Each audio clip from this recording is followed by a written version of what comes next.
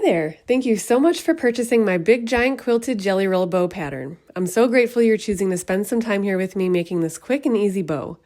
This video is meant to be used alongside your written pattern. I'll walk you through the main construction steps visually, but your pattern includes all the measurements, cutting diagrams, and layout details you'll need to complete the bow. You can make two versions of this bow, and both are meant to be made reversible. There's the double-sided jelly roll bow, which is made up of 2.5-inch strips on both sides. And then there's the jelly roll and whole cloth bow, which is made up of strips on one side and whole cloth fabric on the other. The first thing you'll need to do before you start is decide which version you want to make. Each page of the pattern shows right at the top which version those directions are for, so you always know if they apply to the version of the bow that you're making. Each jelly roll bow is made up of 6 panels that come together to create a reversible design. Panels 1 and 2 make the bow tails, panels 3 and 4 form the bow loops, and panels 5 and 6 make the removable center tie. Since the bow is reversible, I'll be referring to side A and side B throughout the pattern and this video. To make your bow reversible, just make sure panels 1, 3, and 5 match for side A, and panels 2, 4, and 6 match for side B. Once you've decided which version to make, you'll need to gather your materials as listed on page 3 of the pattern. For batting, I recommend using what's listed in the pattern to make sure the bow holds its shape. Refer to page 1 of the pattern for notes on working with directional fabric. Follow the instructions for gathering or cutting the fabric you need for the version of the bow you decided to make. Then arrange your strips into groups of fabric as outlined on page 5 of your pattern. Now it's time to sew the strips in each group together. Take your first group of 5 strips and place the first 2 strips right sides together and sew along the long edge using a 1/4-inch seam allowance. Then take the third strip and place it right sides together with the last sewn strip and then sew along the long edge again. Continue with the 4th and 5th strips, adding them one at a time in the same way until all 5 strips are joined. Repeat this process for the second 5-strip group and the 3-strip group. Then press all your seams flat. Do the same for side B if you're making the double-sided jelly roll bow. Now that all your groups of fabric are sewn together, it's time to cut and rearrange them into their final panel layout. Before you start cutting your groups of fabric into the measurements laid out in the pattern, make sure you trim each sewn group of strips to 42 inches in length. Then follow the instructions on page 7 of the pattern for cutting each group into pieces. Once all your pieces are cut, rearrange them into the final panel layout listed on page 8 of your pattern. If you're looking for a symmetrical finish, make sure to mirror your groups of 3 strips on both panels. You can see here how I have the purple pieces mirrored.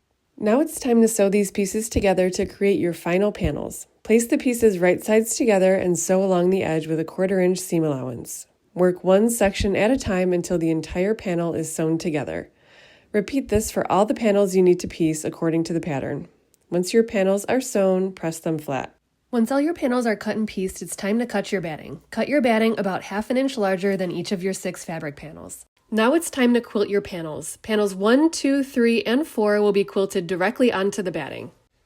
Center your panel right side up on top of the batting, smooth out any wrinkles, and then either pin or a spray base to hold the 2 layers together. Attach a walking foot to your machine and set your stitch length to 3 or 4. Then quilt your panels however you'd like. On this one I'm using a decorative stitch, but on the other panel I use straight lines. Just make sure you work from the center out or along the length to avoid distortion. For panels 5 and 6, place the fabric right side up on top of the batting, keeping it smooth and flat. Sew a basting stitch 1/8 of an inch from the edge all the way around to secure the fabric to the batting. You can quilt these if you want to, but you don't have to. Once all of your panels are quilted, it's time to trim the excess batting even with the edges of the fabric. Now it's time to square up your panels. Panels 1 and 2 should be the same size, so lay panel 1 on top of panel 2 and align the edges as best you can. Trim them so they are exactly the same size. Repeat the same process with panels 3 and 4, and then again with panels 5 and 6. Once all your panels are squared, it's time to shape the bow tails. Grab panels 1 and 2, which are the longest ones, and on each short edge of the fabric, find the center point and mark it. From that center mark, measure inward 7 inches and make another mark. Draw a straight line from each corner of that short edge to the 7-inch mark in the middle. This will form a V shape. Then cut along those lines to create the pointed tails. You'll do this on both short edges of panels 1 and 2. Now it's time to create the bow tails. Pin or clip panels 1 and 2 right sides together, matching the seams. Start sewing about 1/3 of the way down one of the long edges and continue all the way around the panels with a 1/4-inch seam allowance.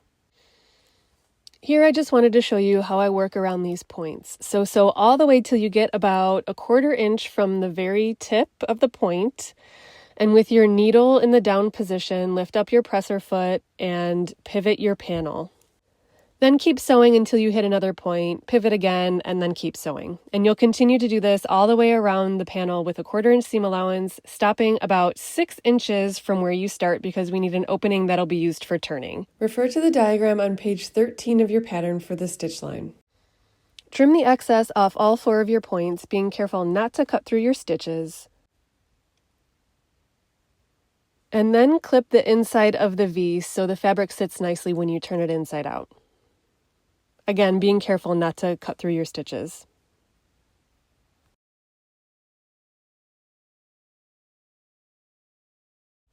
Now turn the panel right side out and use something to gently push out the corners. I used part of my turning tool, but you can use a pen or anything else that fits inside there. Press the seams flat and fold the raw edges of the opening to the inside.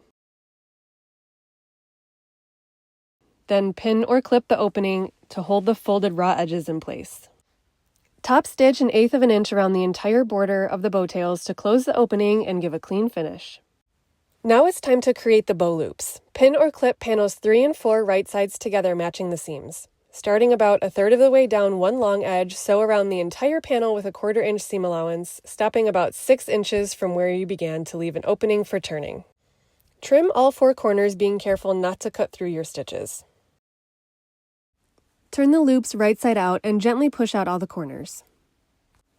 Just like we did with the tails, take the loops to the ironing board and press the seams flat, folding the raw edges of the opening to the inside. Pin or clip the opening to hold the folded raw edges in place.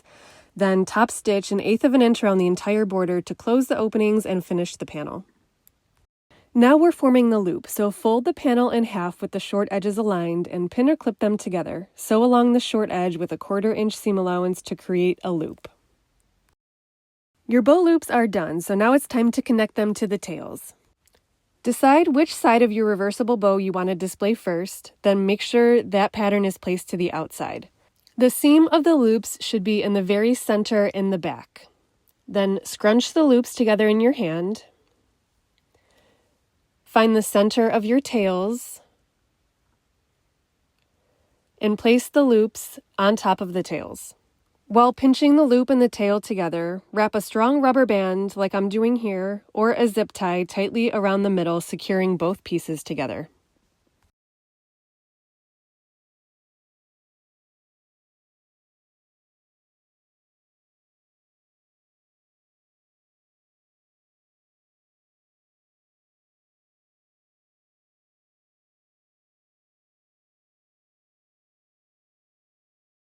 All right, we're almost done. Let's make the center tie.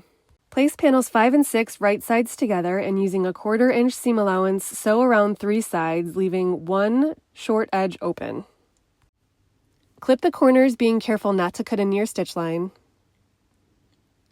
Then turn the center tie right side out with a turning tool.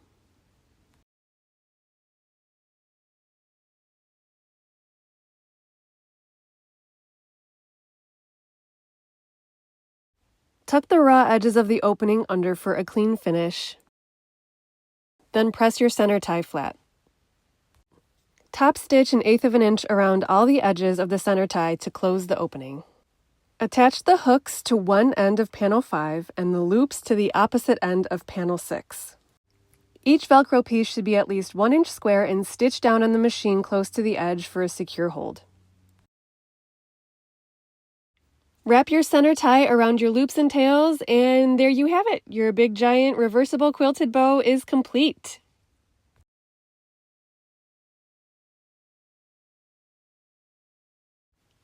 My favorite way to hang my bows is with a zip tie. So I take the zip tie and thread it back through the center tie and then securely fasten it around the door hanger or hook. It holds it nice and tight, and then that way once it's up, I can start to fluff my bow.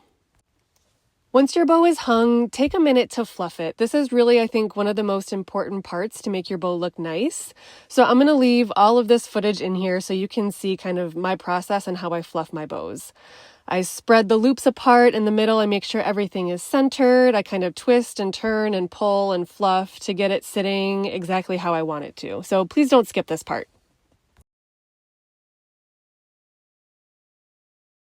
Thank you so much for spending this time with me. I really hope you love your bow.